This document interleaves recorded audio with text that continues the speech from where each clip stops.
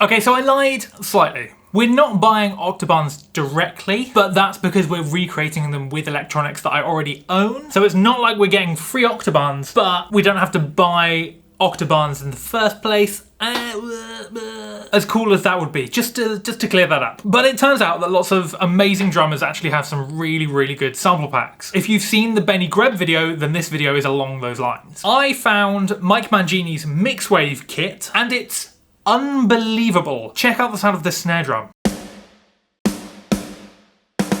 It's just, I'd love to know how they get that sound in the first place, let alone make it into a sample. But until that point, I'd love to play that whole kit, but I don't have an electric kit. I just have this acoustic kit. So my workaround is this. So here is where the PD-8s are set up. Now this is a kit that I have pretty much permanently set up in the studio, which is a surf green recording custom. It's definitely blue, but here we have 4 PD-8s, which is a little bit absurd. They're all on cymbal stands, as you can see, which is a little bit messy, but we make it work. They're then connected to jack splitters, which pretty much run, you can see just behind there, all the cables all through here onto my Mac, which is therefore running MixWave. And then just behind the Mac, we have the SPD-SX on the floor here. And then the only other thing I have connected is the X32, which is the interface I'm using. These are both plugged in to my Mac, as you can see here by USB-C. So the SPD-SX, I'm using the SPD-SX MIDI, and the USB-C there is the interface. I'm actually also running MixWave off of an SSD as well. So I have 3 things plugged into the Mac, and the latency is good enough that I can still play drums and not really notice it, which is pretty cool. So MixWave and Logic are the brains behind how I'm running this. But you can use pretty much any DAW you like, as long as it has some sort of way to put in MIDI instruments. So on your DAW, in my case, it's going to be Logic. You're going to create a software instrument track, which is what's going to house the whole thing. I'm going to call it Mangini Kit. And then before we go and adjust all the settings, what you want to make sure is that you've got your interface and the SPD-SX plugged in,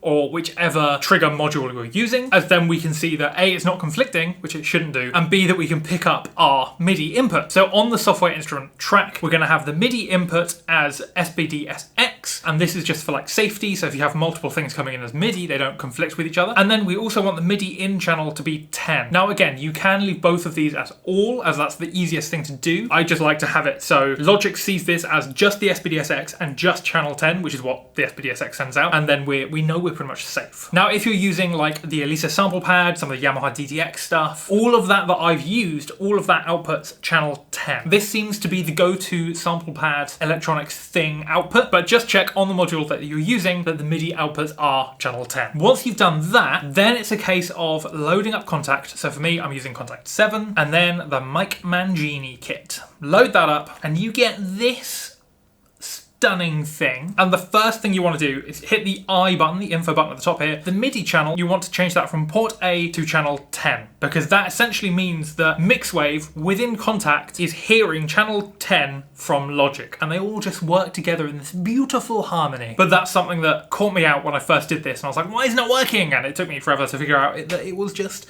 that. And then all you want to do is choose whichever sample you're using. So you can scroll down to settings, and here is where you have the MIDI mapping for every single drum, including what I find really funny, Mike himself. 1, 2, 3, 4. So I will absolutely be using that in every single gig, specifically 3. Which I think is just the best thing in the world. So on the first page, if like me, you're doing the octobans, where here they are. Oh, they sound so good. Tell you what else sounds good. Oof, those gong drums.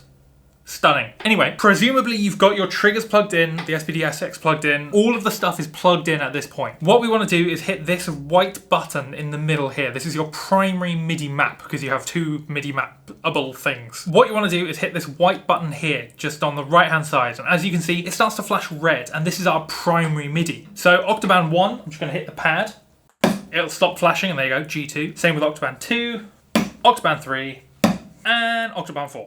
And now, in theory, it should literally just be... That's the best.